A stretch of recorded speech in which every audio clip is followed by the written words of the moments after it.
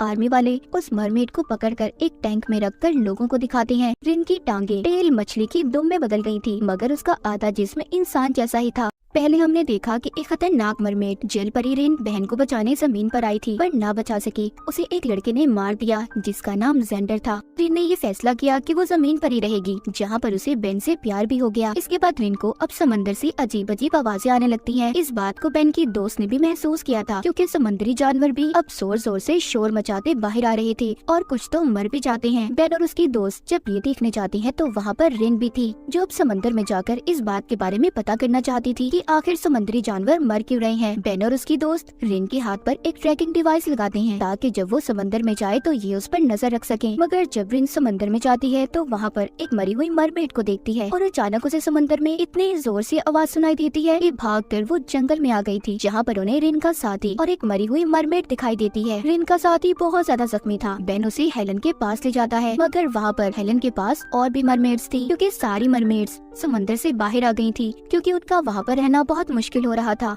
इसीलिए बेन अब सबको अपने घर में ले जाता है। बेन ने इस बात को पता लगा लिया था कि एक ऑयल कंपनी ने काम करने के लिए कुछ डिवाइसेस को समंदर में लगाया है, जिससे निकलने वाली आवाजों को मरमेड्स बर्दाश्त नहीं कर रही थी। यही वजह थी कि मरमेड्स की जान को खतरा था, मगर कंपनी का ये कहना था कि वो 8 महीनों तक डिवाइसेस को नहीं निकालेंगे। इसका मतलब 8 महीने तक उन सभी मरमेड्स को जमीन पर रहना था, लेकिन उनका ख्याल रखना बहुत मुश्किल था, क्योंकि वो कभी भी किसी भी वक्त गुस्से में आकर किसी पर भी हमला कर सकती थी। बेन रिन को गाड़ी चलाना भी सिखाता है और बाकी के मरमेड्स जंगल में मछलियाँ पकड़ने निकल जाते हैं। उनके साथ रिन की बहन की बेटी भी थी, जिसके पीछे जंगल में एक भेड़िया लग गया था, मगर बेन और उसकी दोस्त उसे बचा लेते हैं। रिन का हुक्म सारी मरमेड्स माना करती थी। रिन यहाँ पर सबको सभी बातों के बारे में समझाती है कि यहाँ पर कोई भी किसी को नुकसान नहीं पहुँचाएगा। दूसरी तरफ जब जेंडर को ये बात पता चलती है कि मरमेड्स बेन के घर पर रह रही हैं, तो वो बेन के साथ लड़ाई शुरू कर देता है। वो कहता है वो मरमेड्स बहुत खतरनाक हैं, वो किसी को भी नुकसान पहुँचा सकती हैं, जैसे उन्होंने मेरे डैड को मार दिया। इसीलिए अब ये बेन के घर जाना चाहता था ताकि वहाँ पर जाकर सबको मार सके। पर इससे पहले ये बेन के घर जाता, वो सभी मरमेड्स को लेकर एक खुफिया जगह पर चला गया था। अब रिन को भी समंदर से दूर रहे काफी दिन हो चुके थे, इसीलिए उसका सांस भी अब ठीक तरह से नहीं आ रहा था। समंदर में नहीं जा सकती थी, इसीलिए बेन और उसकी दोस्त एक बहुत बड़े टैंक में समंदर का पानी डाल देते हैं ताकि उसके अंदर जाकर रिन को सुकून महसूस हो सके। उधर बेन सपना देख रहा था। जो सपना बेन देख रहा था,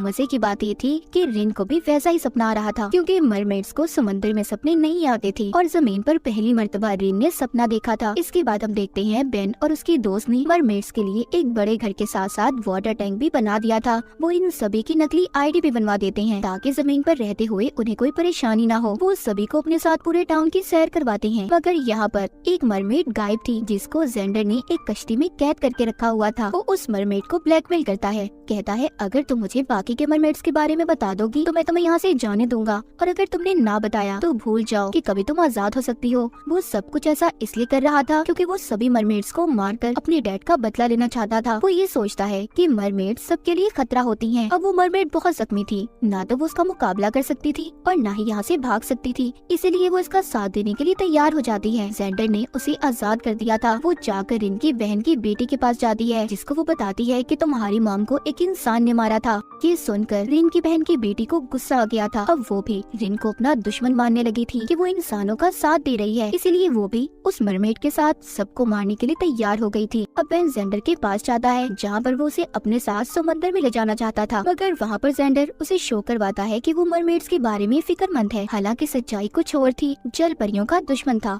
अब ये दोनों ऑयल कंपनी की डिवाइसेस के बारे में पता करने के लिए समंदर में चले गए थे। वही मरमेड जो जेंडर का साथ दे रही थी, जो रिन की दुश्मन थी, वो रिन की बहन की बेटी को लेकर अपने मरमेड साथी को मारने की कोशिश करती है और जाकर उसे जेंडर की कश्ती में कैद कर देती है। मगर अब ये जेंडर का भी साथ नहीं देना चाहती थी, इसीलिए उसे भी उस मरमेड के साथ उसने बंद कर दिया था, जहाँ पर जेंडर उस मरमेड को बहुत मारता है, मगर वो उसको बदले में कुछ भी नहीं कह रहा था। अब यहाँ पर जेंडर बेन को फोन करता है और उस मरमेड के बारे में बता देता है जो रिन की दुश्मन बन गई थी। बेन सब जानने के बाद उन्हें वहाँ पर आकर बचा लेता है। उधर वो मरमेड जो रिन की दुश्मन थी, वो समझ रही थी कि रिन ही की वजह से सभी इंसान उनके दुश्मन है, इसलिए वो बाकी के मरमेड्स के पास जाती है और सबसे ये कहती है कि उन्हें रिन को खत्म करना होगा, मगर कोई भी इस मरमेड का साथ देने के लिए तैयार नहीं था। जिसके बाद रिन उसी मरमेड अपनी दुश्मन साथी को समझाती है कि हमें वापस से समंदर में जाने के लिए इंसानों की जरूरत है, वो हमारी मदद करेंगे। इसलिए मरमेड रिन की बात को समझ गई थी। दूसरी तरफ जेंडर एक लड़की जिसका नाम निकोल था उसको अपनी दोस्त बना लेता है, जो अभी टाउन में नई शिफ्ट हुई थी। कश्ती में रिन की बहन की बेटी जोर जोर से चीखें मार रही थी क्योंकि वो जेंडर के पीछे थी। वो उसे मारकर अपनी मॉम यानी रिन की बहन का बदला लेना चाहती थी। तभी वहाँ पर निकोल आती है जो छुपकर उसकी वीडियो बना रही थी और जाकर वो उस वीडियो को देखती है जब आर्मी वालों ने रिन की बहन को पानी के टैंक में कैद किया था। निकोल दरअसल मरमेड्स के बारे में जानना चाहती थी, इसीलिए वो जेंडर से मिली और छुपकर सबका पीछा कर रही थी। जब आर्मी वाले समंदर से बहुत सारी मछलियाँ पकड़ते हैं तो उन्हें समंदर से जेंडर के डैड की लाश भी मिली थी जिनको रिन की बहन ने मार दिया था। इसीलिए पुलिस बेन और जेंडर को पकड़ लेती है क्योंकि जब जेंडर के डैड की मौत हुई थी तो ये उसी कश्ती में थे। अब ये बात ये दोनों जानती थी कि उन्हें रिन की बहन ने मारा था, पर यहाँ पर बेन पुलिस को बयान देता है वो झूठ बोल रहा था। वो कहता है कि उस वक्त गलती से जेंडर के डैड को मैंने मार दिया था। वो ऐसा इसलिए कर रहा था ताकि वो रिन और उसके साथियों को बचा सके, मगर पुलिस वालों को उसकी इस बात पर यकीन नहीं था और वो छानबीन तक बेन को जेल में रखते हैं। उधर हेलन सभी मरमेड्स को दूर पहाड़ों पर ले जाकर छुपा देती है ताकि पुलिस उन तक ना पहुंच पाए। निकोल के बारे में हमें पता चलता है कि उसे आर्मी वालों ने भेजा था ताकि वो मरमेड्स को पकड़कर उन पर रिसर्च कर सके। निकोल अब रिन के पास जाती है और उससे कहती है कि अगर वो आर्मी की मदद करेगी तो आर्मी भी उसकी मदद करेगी। वो रिन से डील कर रही थी कि अगर वो उसके साथ चले तो वो बेन को छोड़ देंगे, इसीलिए रिन उसके साथ जाने के लिए तैयार थी क्योंकि वो बेन को बचाना चाहती थी। मगर निकोल इस बात को रिन को राज रखने का कहती है। रिन बात को मान गई थी, इसीलिए पुलिस वाले भी अब बेन को भी छोड़ देते हैं। जब बेन वापस आता है तो उसे ऐसा लगने लगा था कि आर्मी वालों ने उन पर नजर रखी हुई है। बेन और उसकी दोस्त इस बात को नहीं जानते थे कि बेन की जान रिन ने अपनी जान खतरे में डालकर बचाई थी। रिन अगले दिन निकोल के साथ आर्मी की लैब में जाती है जहाँ पर उसके कुछ टेस्ट लिए गए थे, मगर रिन जल्दी वापस आ गई थी। बेन के वापस आने के बाद सभी मरमेड्स भी पहाड़ों से वापस आ गए थे। अब बेन को भी ये बात पता चल जाती है कि वो ऑयल कंपनी जिसने समंदर में डिवाइसेस को लगाया हुआ था वो बेन के डैड की कंपनी है। इसीलिए वो भी फैसला करता है कि वो समंदर में जाकर सभी डिवाइसेस को निकाल देगा ताकि सभी मरमेड्स वापस से समंदर यानी अपने घर में जा सके। अब ये सभी मरमेड्स को लेकर कश्ती में समंदर में चला गया था। उधर बेन के डैड ने अपनी ऑयल कंपनी के लिए एक पार्टी रखी थी। अपनी तेल से भरी कश्ती आज रात सबको दिखानी थी, मगर बेन के प्लान के मुताबिक सभी मरमेड्स समंदर में जाकर सारी डिवाइसेस को निकाल देती हैं, जिसमें बहुत सारा तेल था। उस कश्ती को भी आग लगा देती हैं। ये काम करने के बाद बेन और उसकी दोस्त वापस से पार्टी में आ गए थे। उधर जेंडर और रिन का साथी मरमेड वो दोनों जेंडर की कश्ती में थे। वहाँ पर रिन की बहन की बेटी आकर उन पर हमला कर देती है। इसका मतलब ये था कि वो बाकी मरमेड्स के साथ समंदर में नहीं गई थी ताकि वो जेंडर को मार सके। जेंडर अपनी जान को बचाते बचाते गैस की पाइप को काट देता है जिससे उनकी पूरी कश्ती में आग लग गई थी। इसका पता जब बेन और उसकी दोस्त को चलता है तो वो उन्हें बचाने जाते हैं। बेन जल्दी से वहाँ पर जाकर जेंडर और रिन की साथी की जान को बचा लेता है। अब सभी मरमेड्स पानी में जा चुकी थी। अब जब रात होती है तो बेन और उसकी दोस्त दोनों रिन को बहुत याद करते हैं। वो उसका रिकॉर्ड किया हुआ गाना भी सुनते हैं। तभी वहाँ पर रिन आ गई थी क्योंकि वो भी अब इन दोनों के बगैर नहीं रह सकती थी। वो आकर इन्हें निकोल के बारे में भी बता देती है कि उसने बेन की जान बचाने के लिए निकोल के साथ डील की थी कि वो आर्मी वालों को अपने टेस्ट करने देगी। आगे हमें कहानी में बेन की मॉम दिखाई जाती है जो बहुत ज्यादा बीमार थी। रिन आकर बेन से कहती है कि वो उसके खून का इस्तेमाल करके उसकी मॉम की जान बचा सकते हैं। पहले तो बेन इस बात पर तैयार नहीं था, मगर रिन उसे तैयार कर लेती है क्योंकि वो उसके लिए कुछ भी कर सकती थी। रिन को भी टेस्ट के लिए लैब में लेकर जाते हैं जहाँ पर लैब वाले उसके टेस्ट के दौरान उसे इंसान से एक मरमेड में बदलता देखकर उसकी वीडियो बना लेते हैं। इस बात पर बेन को बहुत गुस्सा आ रहा था, इसीलिए वो रिन को वहाँ से ले आता है। अब काफी वक्त गुजर गया था। बेन की दोस्त रिन से कहती है बेन की मॉम के पास बस अब कुछ ही दिन बचे हैं। इतना सुनकर रिन किसी को भी बगैर बताए निकोल के पास दोबारा से लैब में चली जाती है और अपना खून निकालने का कहती है। वो ऐसा ही करते हैं जिससे रिन की हालत काफी खराब हो गई थी, मगर जैसे ही वो ठीक होती है बेन और उसकी दोस्त उसे वापस ले आए थे। अब बेन भी बहुत परेशान था क्योंकि डॉक्टर्स ने बिना कोई रिसर्च किए बेन की मॉम को रिन का खून लगा दिया था। वो ये सोच रहा था कि पता नहीं रिन का खून उसकी मॉम पर क्या असर करेगा, इसीलिए रिजल्ट आने तक बेन को डॉक्टर्स घर भेज देते हैं। वहीं घर पर वो अपनी दोस्त और रिन को शॉपिंग पर ले गया था। शॉपिंग करते हुए रिन अचानक से एक औरत पर हमला कर देती है। पता नहीं उसे क्या हुआ था। घर आकर रिन दोबारा नॉर्मल हो गई थी, मगर कुछ देर के बाद रिन को दोबारा से इतना गुस्सा आता है कि वो बेन को मारने की कोशिश करती है, लेकिन सही वक्त पर बेन की दोस्त ने उसे बचा लिया था। थोड़ी देर बाद रिन को समुद्री जानवरों की आवाजें आती है जिनको वो मारने के लिए भागती है। ये सब देखकर बेन और उसकी दोस्त उसे एक शीशे के टैंक में बंद कर देते हैं। तभी उन्हें निकोल का फोन आता है। वो बताती है कि रिन का खून लेने की वजह से इसका एक हार्मोन ज्यादा हो गया है जिससे रिन को बहुत गुस्सा आ रहा है। तभी बेन को ये भी पता चलता है कि उसकी मॉम रिन का खून लेने के बाद ठीक हो गई हैं और मुकम्मल ठीक होने के लिए उन्हें और खून की जरूरत है। शीशे के टैंक में कैद रिन उस टैंक को तोड़ देती है। बेन के मना करने के बावजूद वो जंगल में चली गई थी। बेन और उसकी दोस्त उसे बहुत ढूंढते हैं मगर वो उन्हें कहीं पर भी नहीं मिलती। यहाँ पर निकोल उनकी मदद करती है और उन्हें बता देती है कि वो कहाँ पर है। जंगल में तीनों रिन को पकड़ने की कोशिश करते हैं मगर रिन बेन की दोस्त के पास जाकर उसे अपना गाना सुनाती है और इसी के साथ रिन नॉर्मल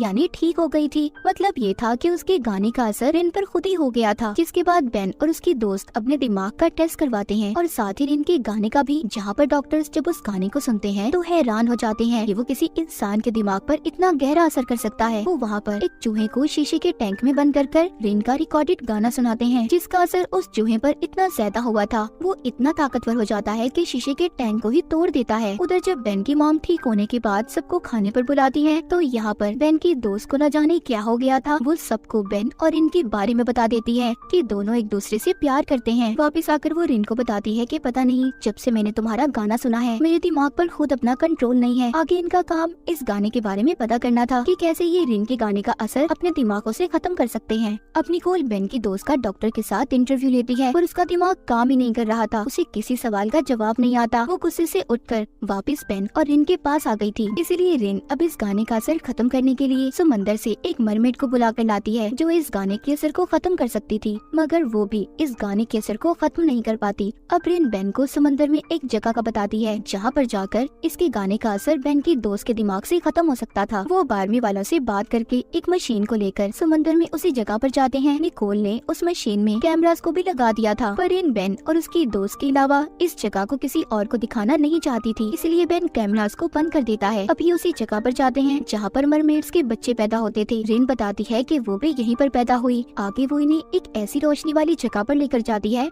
जहाँ पर आकर बेन और उसकी दोस्त को बहुत अच्छा लग रहा था। ये एक जादुई जगह थी जहाँ पर मरमेड्स मरने के बाद अपने गाने को छोड़ जाती थी। वो यहीं पर बचते रहते थे। अब आखिर ये तीनों वापस आ जाते हैं। वापस आकर इनके दिमागों को आर्मी वाले दोबारा टेस्ट करते हैं। इन्हें पता चलता है कि इनके दिमागों से अब रिन के गाने का असर खत्म हो गया है। तो बेन और उसकी दोस्त बहुत खुश होते हैं। यहाँ पर हमें ये भी पता चलता है कि जब ये तीनों समंदर में गए तो निकोल ने इनके घर में कैमरास को लगा दिया था जो इनकी हर चीज पर खुफिया तौर पर नजर रख रही थी। इसके बाद रिन का वही साथी जो पहले जमीन पर आया था वो दोबारा से समंदर से जमीन पर आ गया था क्योंकि उसका समंदर में दिल नहीं लग रहा था। बाद में वो मरमेड हेलन के घर पर गया था। तभी हेलन के घर पर एक औरत आती है जो रिन के साथी को अपने साथ ले गई थी। जब ये बात हेलन बेन को बताती है तो इस बात का पता आर्मी वालों को भी चल गया था जिन्होंने कैमरे के जरिए इन पर नजर रखी हुई थी। वो समझ जाते हैं कि रिन के अलावा एक और मरमेड है जो टाउन में इंसान बनकर रह रहा है।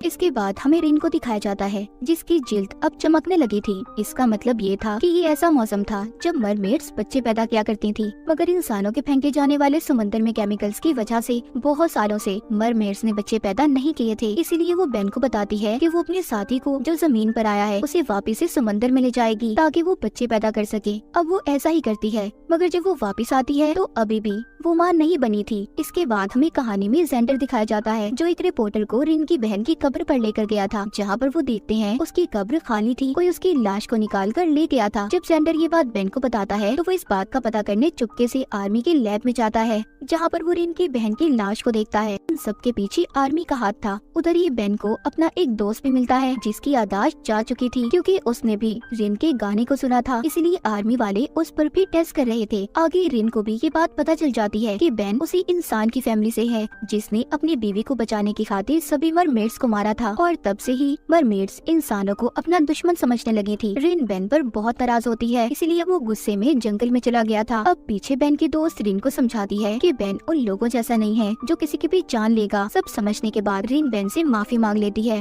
बेन और उसकी दोस्त ये फैसला करते हैं कि रिन के सेल्स को वो एक मरमेड के साथ मिलाकर दोबारा से उसके जिस्म में डाल देंगी जिससे रिन माँ बन सकती है। अभी ऐसा ही करते हैं मगर रिन के सेल्स लेने के बाद बेन उन्हें अपने पास ही रखता है क्योंकि वो आर्मी वालों पर यकीन नहीं करता था। हेलन रिन को अब अपनी एक डॉक्टर के पास लेकर जाती है जिसने रिन का इलाज करना था। वो डॉक्टर रिन को एक बाथ टब में बिठा देती है जिसमें समुद्र का पानी था। रिन की टांगे टेल मछली की दुम में बदल गई थी मगर उसका आधा जिस्म इंसान जैसा ही था। लेकिन यहाँ पर हेलन की डॉक्टर ने भी एक धोखा दिया था। वो रिन के सेल्स को किसी और लड़की के जिस्म में डाल देती है जिसके बारे में अभी तक कोई भी नहीं जानता था। इसके बाद कहानी में हम एक रिपोर्टर को देखते हैं जो रिन की मरमेड्स में बदलने की तस्वीरें लेना चाहता था, इसीलिए वो रिन के पास आता है जहाँ पर रिन बेड पर बेहोश थी। वो उसे उठाकर अपने साथ ले गया था। ये बात बेन और उसके दोस्त को भी पता चल जाती है, मगर जब तक वो रिपोर्टर रिन को गाड़ी में ले जा चुका था। जब गाड़ी में रिन को होश आता है तो वो उस रिपोर्टर को धक्का देती है, जिससे गाड़ी समंदर में गिर गई थी। वहीं पर बेन आकर उन दोनों को बचा लेता है। उसे ऐसा लग रहा था कि रिपोर्टर उसका राज